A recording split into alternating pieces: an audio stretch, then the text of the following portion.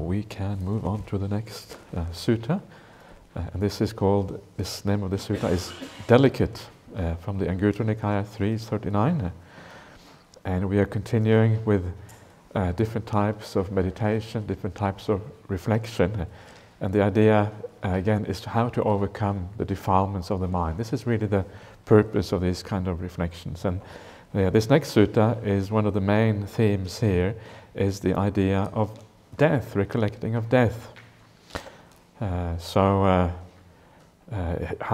does that help us on the path? How does that help us to overcome the defilements? That's basically what this is about. So let's have a look at what the Buddha has to say. And this is another sutta where the Buddha talks about his life before he ordained, right before he became a monk, and how he was thinking, and basically saying, well, this is how you should practice too. Okay, bhikkhus, I was delicately nurtured, most delicately nurtured, extremely delicately nurtured. At my father's residence, lotus ponds were made just for my enjoyment. In one of them, blue lotuses bloomed, in another one, red lotuses, and in a third, white lotuses.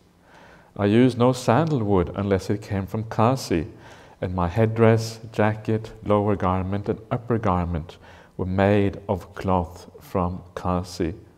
By day and by night, a white canopy was held over me, so that cold and heat, dust, grass, and dew would not settle on me. I had 3 mansions, one for the winter, one for the summer, and one for the rainy season. I spent the 4 months of the rains in the rainy season mansion, being entertained by musicians, none of whom were male, and I did not leave the mansion. While in other people's homes, slaves, workers, and servants are given broken rice, together with sour gruel for their meals, in my father's residence they were given choice hill rice, meat, and boiled rice. So this is the Buddha talking about how he grew up. And of course, one of the things that you see here is that the way he explains it is quite different from how you would often hear about the Buddha's growing up. In the later the texts, the later they are, the more kind of fantastic and amazing it was. And he grew up in this enormous palace and all these kind of things. But here it is relatively, it's obviously luxurious for the day, but there's nothing too extreme here, right? It's kind of within limits, within reasonable limits. And this is what you find. The further back in time you go, the more you go back to the original suttas, the more reasonable they tend to be, the more kind of down to earth it all is. And that that gives a certain sense of credibility here. So anyway, he obviously had some luxuries, and one of the luxuries that you will see here is the sandalwood and also the clothes that came from made of Kasi cloth.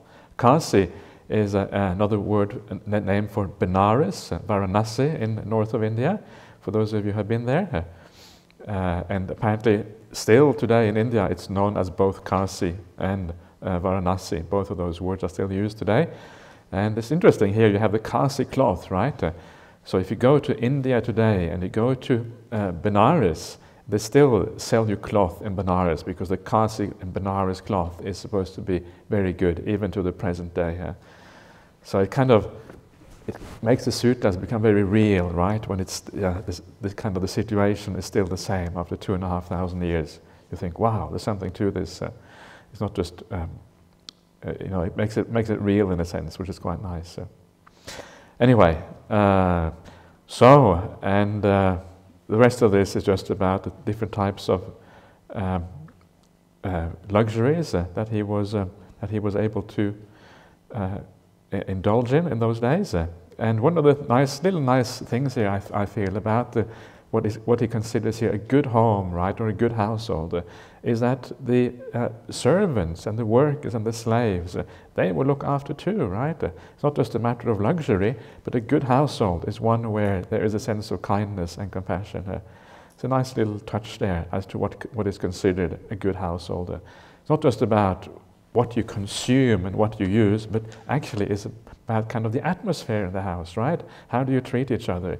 If you treat each other well, that is a good household. So it's quite nice. Anyway, Now we come to the real content of this sutta. And the Buddha says that amid such splendor and a delicate life, it occurred to me, an uninstructed worldling, though himself subject to old age, not exempt from old age, feels repelled, humiliated and disgusted when he sees another who is old, overlooking his own situation. Now I too am subject to old age and not exempt from old age. Such being the case, if I were to feel repelled, humiliated and disgusted when seeing another who is older, that would not be proper for me. When I reflected thus, my intoxication with youth was completely abandoned. So it starts off by saying, amid such splendor, right? In other words, he was living this life of great luxury, and that's when he had this thought, right? So this thought is, again, the idea is that the danger of the luxury and the splendor is that you tend to be intoxicated by it. You get so attached to it, you forget about the realities of life. But here he's saying that regardless of that, it occurred to me this, in the middle of all those that's intoxicating things, I had this thought. An uninstructed worldling, this is the person who hasn't heard any Dhamma. A worldling is the putujana, literally the many person, putu, many, jana, person. So it's like the many person, the ordinary person. Uninstructed means asutava. And asutava means somebody who has not heard the teachings, right? Sutta is hearing, and that's how instruction happened in those days. They didn't have any books. You couldn't just open up the Majjhima Nikaya and Gutra and read things out. Instruction happened orally. You were transferred orally. So someone who is not learned or instructed is someone who hasn't heard. So this is the uninstructed person. And what happens to such a person? They often feel repelled and humiliated and disgusted when you see somebody who is older. How do you feel if you see somebody who's old? I mean, say really old, right? Like so old that you kind of, you can't really look after yourself anymore. You're an old person's home, right? You're not, body doesn't function anymore, kind of things are leaking everywhere, right? That sort of thing. How does that feel? Do you feel a bit kind of, does it feel a bit sort of unpleasant, or are you perfectly okay with that? And many people feel a bit sort of, the kind of lack of, it feels a bit unpleasant to be around that, because you recognize that it is a state where you don't really want to be, which doesn't feel good, right? You are completely dependent on others for looking after yourself, for everything in life. It's not nice. So how do you feel? So this is an important question. And if you feel humiliated, then as the Buddha says here, you're kind of overlooking that this is your situation too, right? You're going to be there one day. Now, when you are getting humiliated, it's almost like you're getting humiliated by yourself. This is you. We're all going to be there. So how can you get humiliated? That's like having aversion to oneself, in a sense. And this is such a useful reflection, the idea that old age is already in us. It's already part of us. Old age and youth are opposite sides of the same coin. One cannot exist with the other one. So if you are not old yet, or even if you are very young, it's in you, it's part of you, part of who you are. And once you understand that's part of you, you won't get humiliated anymore when you see these things, because otherwise you're just getting humiliated by yourself, in a sense.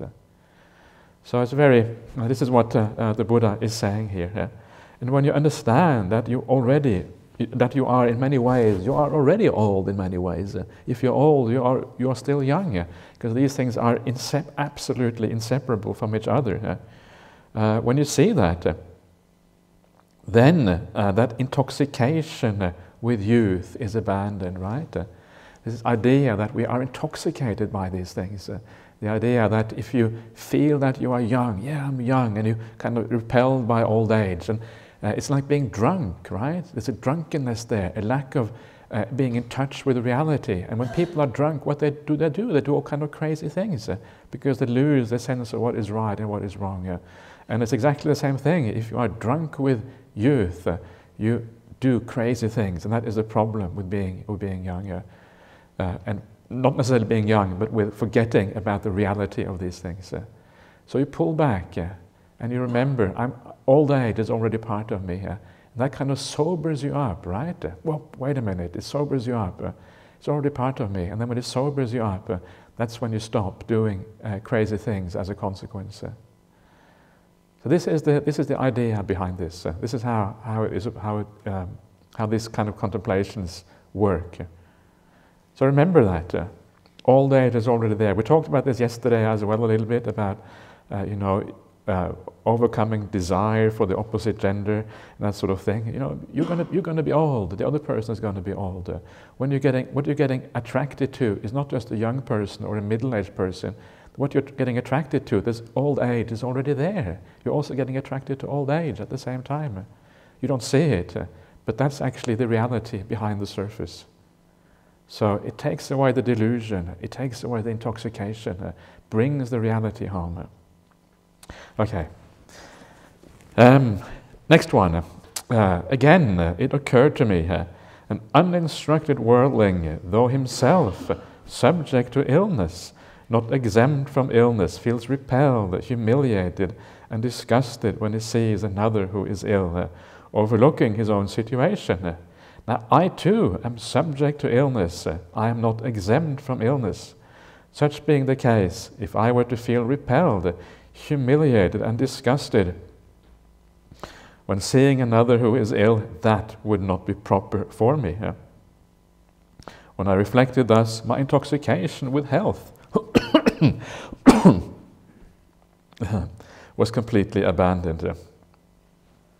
Okay, so here, illness, right? Illness is the same thing. How do you feel when you see somebody who is ill? Again, really, really ill. And sometimes when people get very ill, they look terrible. They are emaciated and thin and wretched and full of suffering and pain. And again, they can't look after themselves. You may have seen some of these new packaging on the cigarette packages here in Australia. I don't know if you've seen those. And some of those pictures are terrible. They are like cancer patients who've got lung cancer, and they are emaciated, and they look absolutely terrible. There was one picture I saw. This is not because I smoke myself, but it's because you see these things lying around. People just chuck them out. And one picture had this before and after picture, kind of this handsome man, right, looking very good looking. And then a few years later, you had exactly the same person looking absolutely, completely wretched and terrible because he was emaciated and obviously dying of lung cancer. It's quite astonishing, the difference there. And of course, we're all subject to these things, right? We can all get cancer. We can all get heart disease. We can all get AIDS or whatever it is. All of these things can happen. You just don't know what's going to happen. So it is part of us. It is part of who we are. When you have this kind of body, which is subject to all the conditions of the world, the reality of this kind of body is that it gets sick every now and again. It's unavoidable. It's like Ajahn Brahmali's saying when he says, "Doctor, doctor, something is right with me. I'm sick again today," right? It's a nice way of looking at it, because actually there's nothing wrong with being sick. It is part of nature. You have to expect illness in life. And when you do that, you have also, when you understand that this is your nature, you don't feel, again, this sense of being repelled and humiliated when you see somebody else. And when you don't have that, you have more ability to be able to help out and to be compassionate and kind. And then the intoxication of health is abandoned. You don't go around feeling healthy, getting intoxicated by it, and just thinking, yeah, I'm healthy, I can do whatever I want. No, you remember that this is always, there's a time limit there. It's only going to last so long, and then things will start to go wrong again.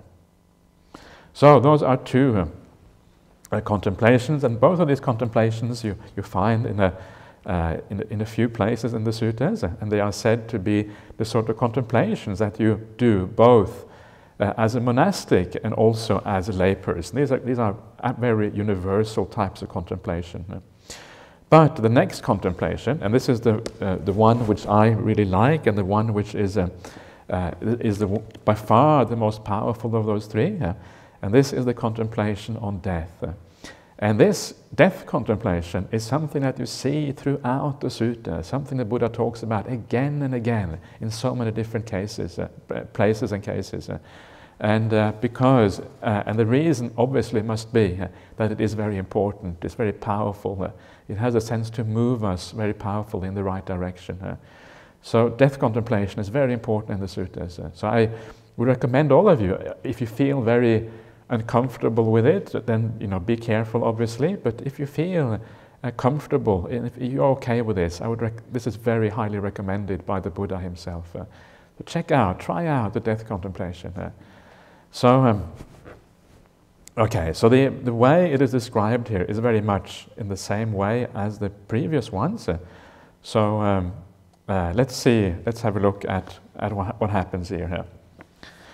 So an uninstructed worldling, though himself subject to death, not exempt from death, feels repelled, humiliated, and disgusted when he sees another who has died, overlooking his own situation. Now I too am subject to death, and am not exempt from death. Such being the case, if I were to feel repelled, humiliated, and disgusted when seeing another who has died, that would not be proper for me. When I reflected thus, my intoxication with life was completely abandoned.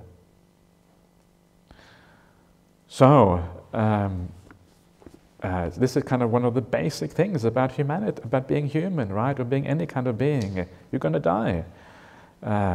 What do they say? The only two certainties in life are death and taxes.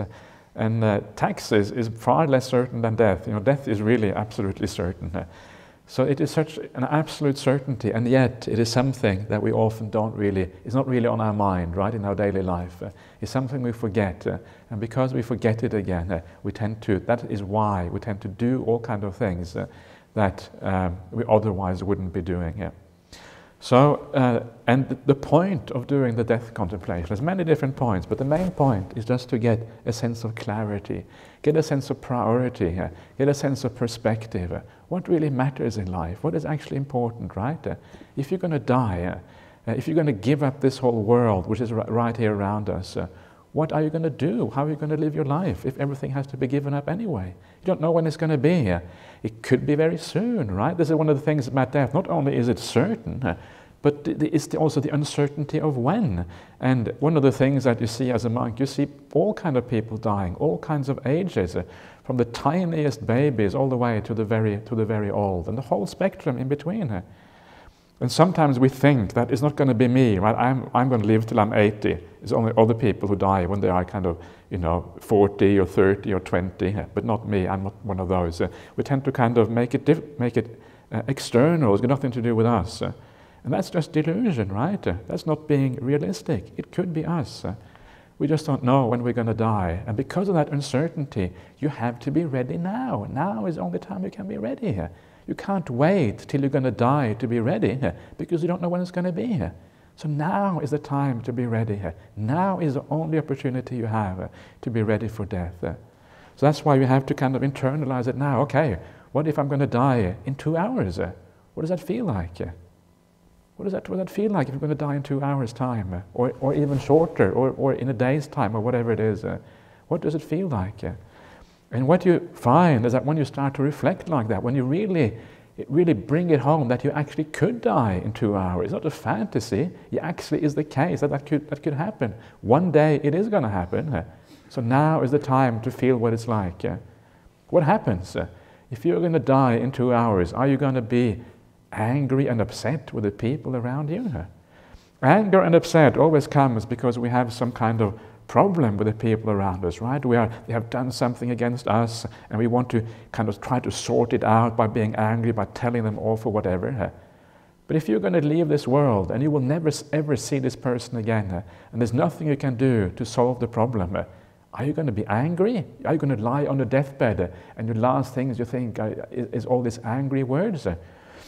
I imagine that you are, you're lying on your deathbed and you're very, very close to death, and then people come into the room and they kind of want to argue with you. Are you going to argue back? You're not going to argue back, right? Because you're about to die. You're out of this world. You're not interested in the worldly things of this world anymore. You just let it go. Okay, you go and argue whatever. I don't care. Do whatever you like. I don't want to have a part of that. So once you have this perception of death inside, make it clear and strong, All of these things like ill will, etc., tend to go out of the window. It is because it has to do with this world. Everything has to do with this world, and you're leaving this world. Why are you going to hold on to the stuff of this world? You won't, right?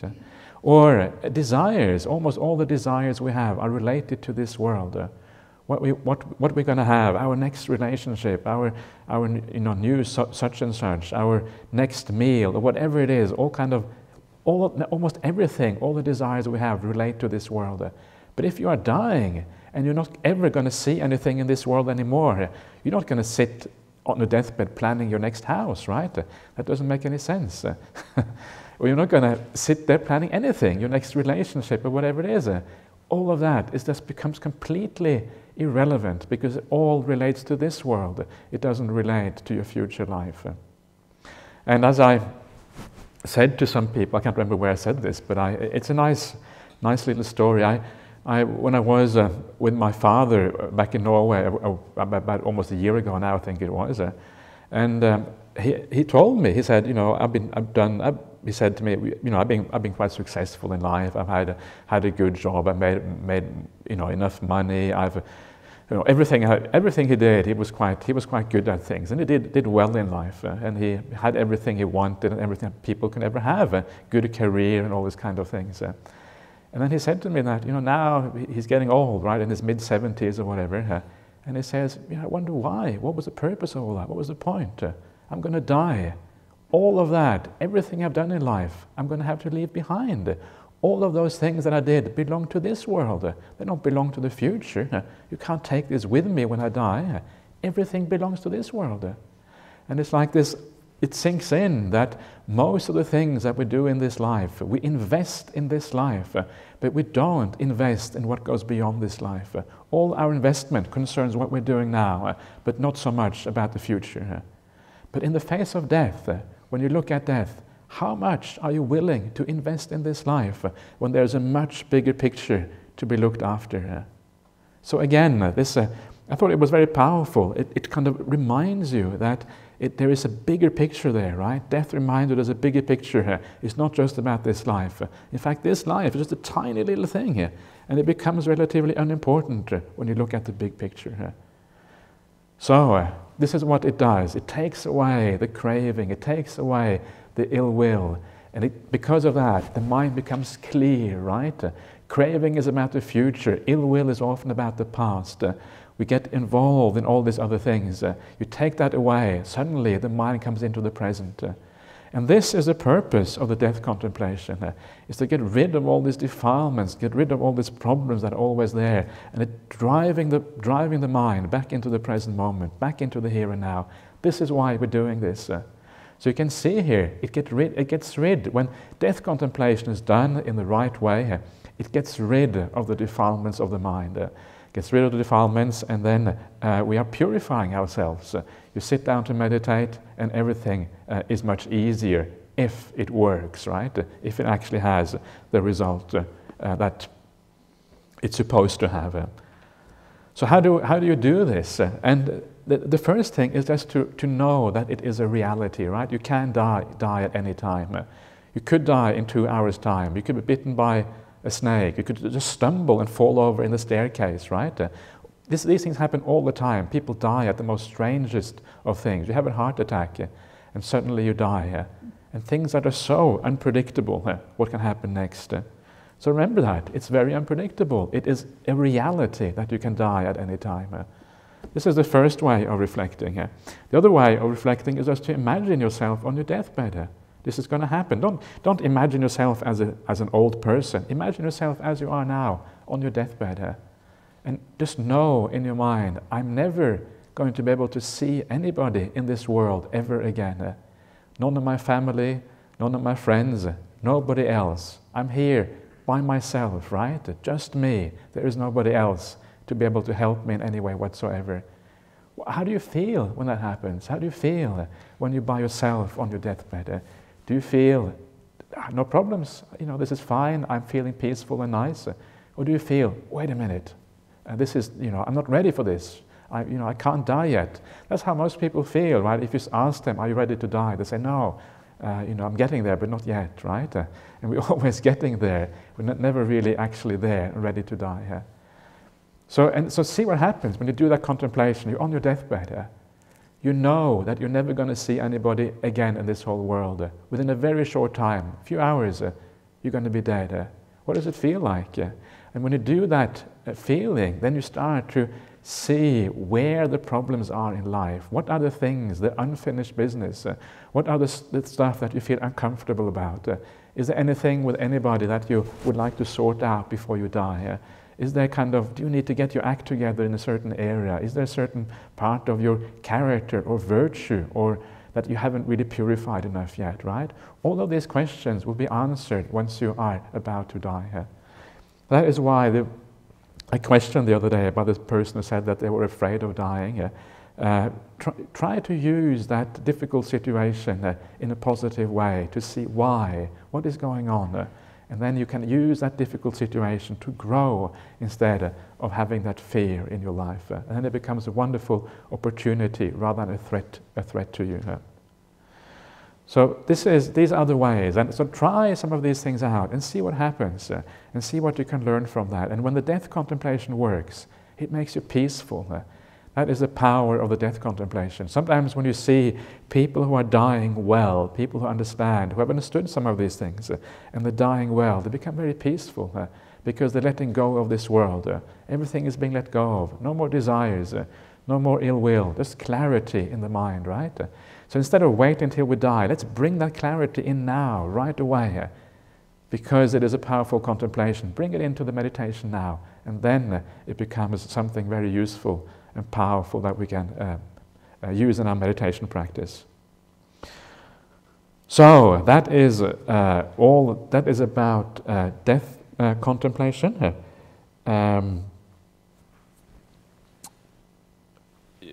So and then he says that then my intoxication with life was abandoned. You don't feel, I'm alive, I can run around, do whatever I like. And then you forget sometimes the consequences of all the things that you do because you are intoxicated in this way. It's interesting, right? Being intoxicated with life. It's a kind of interesting idea. You don't usually hear that very much. I'm intoxicated with being alive. Anyway. Okay, so then we'll do the last part of the sutta here. And there are, bhikkhus, these three kinds of intoxication. What three? Intoxication with youth, intoxication with health, and intoxication with life. An uninstructed worldling, intoxicated with youth, engages in misconduct by body, speech, and mind. With the breakup of the body after death, he is reborn in the plane of misery, in a bad destination in the lower world, even in hell. An uninstructed worldling, intoxicated with health, engages in misconduct by body, speech, and mind. With the breakup of the body after death, he is reborn in the plane of misery, in a bad destination in the lower world, in hell. An uninstructed worldling, intoxicated with life, engages in misconduct by body, speech, and mind. With the breakup of the body after death, he is reborn in the plane of misery, in a bad destination in the lower world, in hell. Intoxicated with youth, a bhikkhu gives up the training and reverts to the lower life. Intoxicated with health, he gives up the training and reverts to the lower life. Or intoxicated with life, he gives up the training and reverts to the lower life. So this is what happens when you're intoxicated, right? You don't see clearly, you lose your sense of perspective, you lose your sense of priorities, you forget about the long run and you only see the world as it is right now. And this is one reason why the idea of rebirth is so important, because it gives you the big picture about things and it changes your outlook quite dramatically. So don't be intoxicated in any way, neither with alcohol nor with anything else, and then you will have clarity of mind. And interesting here that it is these intoxications is what makes you give up the training or disrobe, right? Because you forget the limit of life. So you think, I'm going to disrobe and go out and enjoy myself. That's what you think. And then you die, right? And you think, gee, I had this wonderful opportunity to do something powerful and very useful in the world. and I wasted it. I threw it out of the window. And I think that's what often happens. People, you disrobe and you think back, gee, that was a big mistake. I was just intoxicated. And life is never what you think it is afterwards. So these are also like the safety mechanisms to stop you disrobing if you are a monastic. And interesting here, reverting to the lower life, right? The word lower here is hina, just like in Hinayana. This is hinaya. This is actually how lay life is often described by the Buddha in the suttas. It is called the lower life, lower in comparison to the monastic life. It's actually how it is described. It's quite interesting. And I think the reason why it is considered lower is simply because it takes longer. It's more difficult to have the same kind of progress in your practice as a monastic has. That's probably why it is considered lower, more crowded and more dusty, as we saw before. Okay, so that is for you in particular, the most important thing here is the contemplation of death. And I would recommend you, everyone, to try it out, because this is a very important part of the spiritual life. And the contemplation of death is used everywhere, and in all kinds of spiritual traditions that tend to bring this in. It's almost like one of the default things of a person who considers themselves spiritual, that they actually remember the limits of life. It's a very important part of this. So I got a couple of more suttas, which we have time for now, which is on the similar theme of recollection of death, but a bit more just to kind of drive home the point a bit more, I suppose. The next one is the simile of the mountain, and this is one of the similes that I remember when I first started reading the suttas, made a great impact on me. I thought, wow, this is really, really powerful. So I thought it's nice to maybe perhaps read this one out. This is from the Samyutta Nikaya, and the Buddha in conversation with King Pasenadi of Kosala. This is happening at Savatthi, which was the capital of King Pasenadi.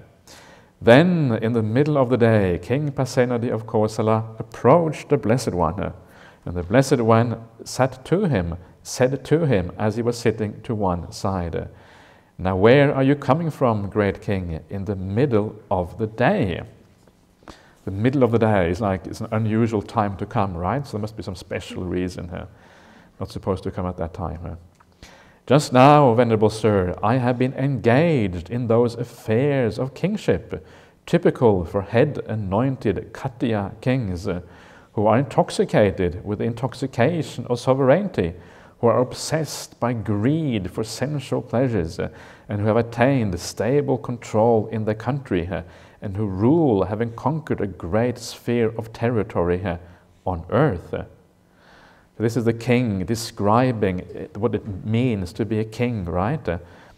Head-anointed Khattiya king, these are the real kings of India in those days. The Khattiya, or Kshatriyas, these are the caste, the caste of the aristocracy in India in those days. These were the people who were the kings and who were the military and the rulers of India in those days. And it's interesting here how honest he is, right? He's basically saying about himself that, well, I'm intoxicated with the intoxication of sovereignty, right? Power, right? Power, very intoxicating. Another of those intoxications that you have. And also intoxicated, obsessed by the greed for sensual pleasures. Sensual pleasures in itself is intoxicating. Whenever you have the desire for sensual pleasures, your mind is intoxicated. You can't see things clearly here. And who rule attain stable control in the country and rule a large territory here on earth. These were the kings of that day, and King Pasenadi was one of the greatest monarchs in India at the time of the Buddha. He ruled a very large country here. How large? How large would it have been? It would have been maybe the size of a large European country or something like that. The size of Victoria, perhaps, in Australia. Not as large as Western Australia. That's just too large. But nonetheless, quite large for the day and for the time. And then the Buddha responds. What do you think, great king? Here a man would come to you from the east, one who is trustworthy and reliable. Having approached, he would tell you, for sure, great king, you should know this. I am coming from the east, and there I saw a mountain, a great mountain, high as the clouds, coming this way, crushing all living beings. Do whatever you think should be done, great king. Then a second man would come to you from the west. Then a third man would come to you from the north. And a fourth man would come to you from the south, one who is trustworthy and reliable. Having approached, he would tell you, for sure, great king, you should know this. I am coming from the south, and there I saw a great mountain, high as the clouds, coming this way, crushing all living beings. Do whatever you think should be done, great king. If, great king, such a great peril should arise, such a terrible destruction of human life, the human state being so difficult to obtain, what should be done? Right? This is a powerful metaphor for the idea of death. Death is like completely inescapable, like a massive mountain walking in your direction and crushing everything underfoot, right? And there's no escape. It's coming from all directions at the same time. You can't get away. This is like the reality of death, right? It's moving now. It's moving towards you right now. Right now, this massive mountain is coming towards you. And it's even invisible. You can't see it. You don't know how far away it is. All you know is that it's moving in your direction at this very moment, right? That's what's going on. It's a powerful idea, isn't it? This invisible mountain ready to crush you at any time. So, then King Pasenadi says, if, Venerable Sir, such a great peril should arise, such a terrible destruction of human life, the human state being so difficult to obtain, what else should be done but to live by the Dhamma, to live righteously, and to do wholesome and meritorious deeds? I inform you, great king, I announce to you, great king, old age and deathing are rolling in on you. When old age and death are rolling in on you, great king, what should be done? Because old age and death are rolling in on me, Venerable Sir, what else should be done but to live by the Dhamma, to live righteously, and to do wholesome and meritorious deeds? So it is, great king, so it is, great king. As old age and death are rolling in on you, what else should be done but to live by the Dhamma, to live righteously, and to do wholesome and meritorious deeds?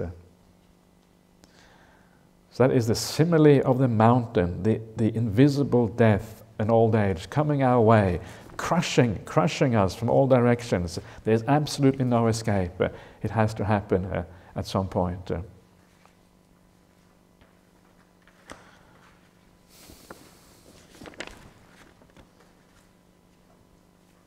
Okay.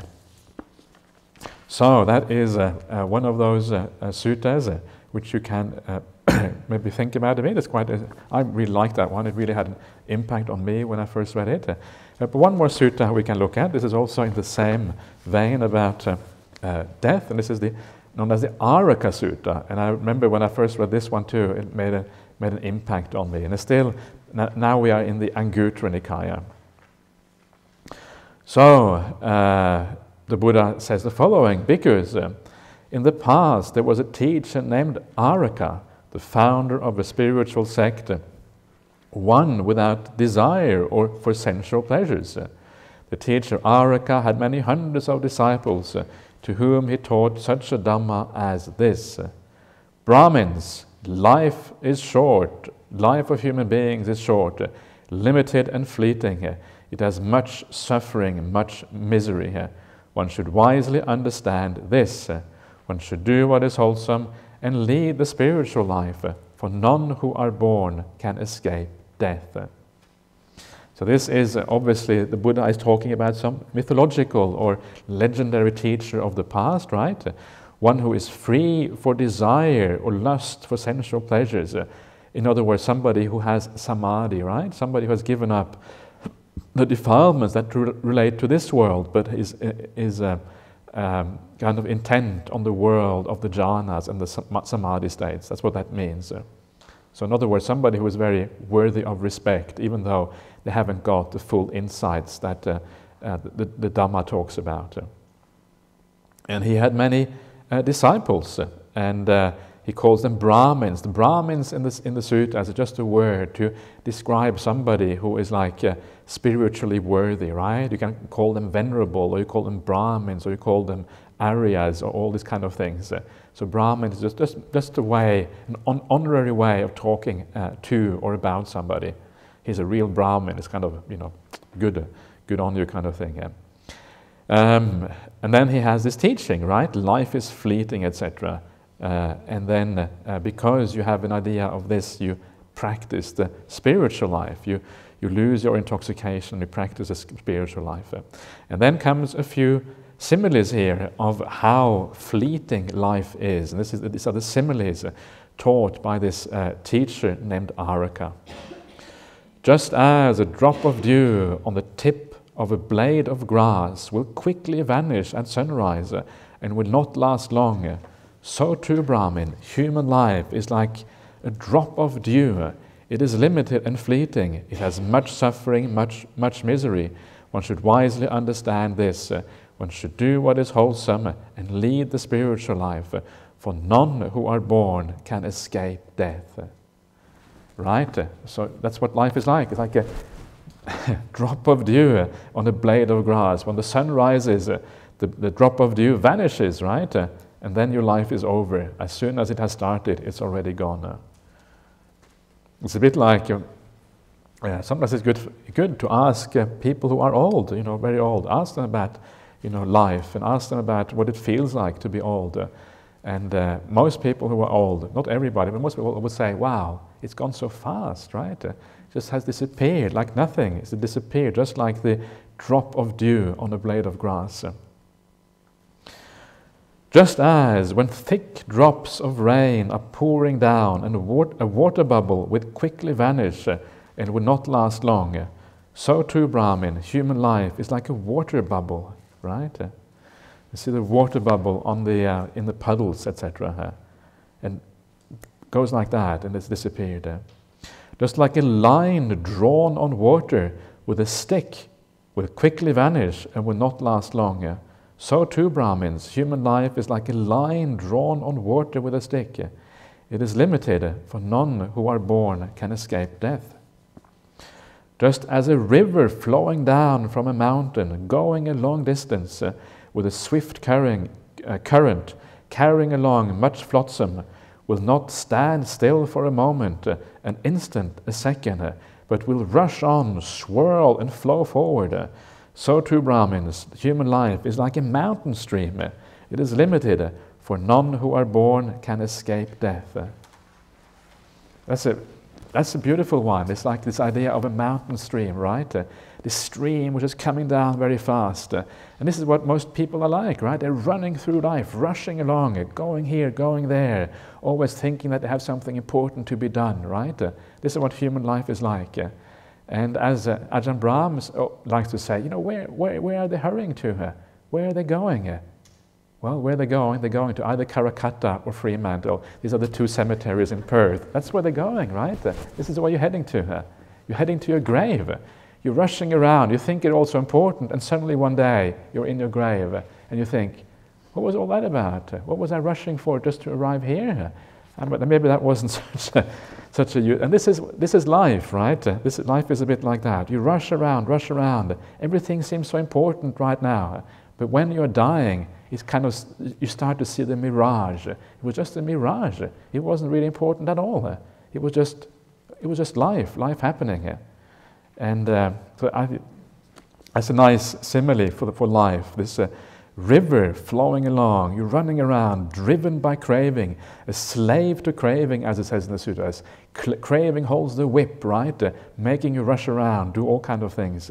Craving is in charge, and you're just a slave. That's a bit scary, isn't it? That's how it goes. Okay. Just as a strong man might form a lump of spittle on the tip of his tongue and spit it out without difficulty, So too, Brahmins, human life is like a lump of spittle.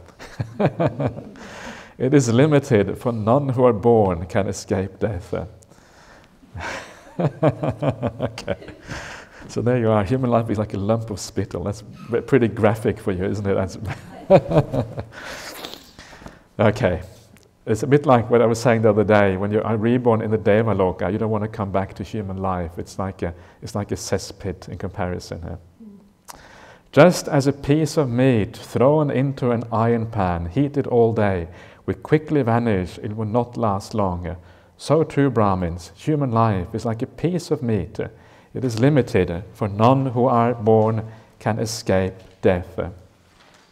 And just as when a cow to be slaughtered is being led to the slaughterhouse, whatever leg she lifts, she is close to slaughter, close to death. So too, Brahmins, human life is like a cow doomed to slaughter. It is limited and fleeting. It has much suffering, much misery. One should wisely understand this. One should do what is wholesome and lead the spiritual life, for none who are born can escape death. Right? Every time that cow lifts a leg, she's one step closer to the slaughterhouse, right? Every time we do an action, every time we do anything, we are one step closer to death. We don't know when it's going to be. We're like a cow doomed to slaughter. Okay, some very, very nice similes there about death and how, yeah. Okay, and then comes, of course, the kind of the crux of the sutta, which was the thing that really kind of opened my eyes when I first read it. But at that time, because the human lifespan was 60,000 years, and the girls were marriageable at the age of 500. At that time, people had only 6 afflictions: cold, heat, hunger, thirst, excrement, and urine. Though people had such a long lifespan and lived so long, and the afflictions were so few, still the teacher Araka gave his disciples such a teachings. Brahmins, short is life, the life of human beings, etc., for none who are born can escape death. So, so there you are. So even if you're going to live for 60,000 years, still life is incredibly short, let alone if you live for, what do we live these days, 80 years perhaps? If you're lucky, you live for 80 years. If you're even more lucky, you live for 90. If you're not so lucky, you live for 50 or 40 or whatever.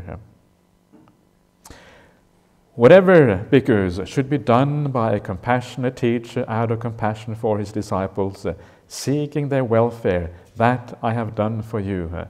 These are the feet of trees, these are empty huts. Meditate, bhikkhus, do not be heedless. Do not have cause to regret it later. This is our instruction to you. So that is the Buddha, having finished the simile, the story of Araka. This is what he says to his disciples. Don't regret it later on. Now is the opportunity. Now is the chance to meditate. You don't know. If you die without taking the opportunity, you are likely that you will regret it on your deathbed. And you don't want to die regretting things, right? When you die, you want to die with a light heart, a heart without regret, that is easy, that is relaxed, and you can move on into the future in a nice and peaceful way. That is the ideal thing. So these are the feet of the trees, the empty huts. Meditate. So there you are. This is the few suttas on death contemplation. So again, try this out. And all of these things that we're looking at now, all of this is about how to overcome defilements, how to make your mind peaceful, how to ready yourself for meditation practice. All of this is about that. So this is things you can also do in daily life, right? I remember, coming to mind just now, there was when I was in Brisbane a few years ago, I met, there was a man of Sri Lankan descent there. He was originally from Sri Lanka, and he was a psychologist. And he came to the monastery, and we talked about death contemplation. And he said to me, and I thought it was very nice what he said. He said that every day when I leave my house, when I say goodbye to my wife and I say goodbye to my kids, I always make sure that I live in a good way, because I always know I could die later on in the day. And if I were to die, then I would have regrets that I left the house in the wrong way, right? It's a nice way of, that's a nice way of using death contemplation in ordinary life to make sure that you are, don't get intoxicated by these things and you do things in the right way. Simple but powerful way of using the death contemplation. So try it out.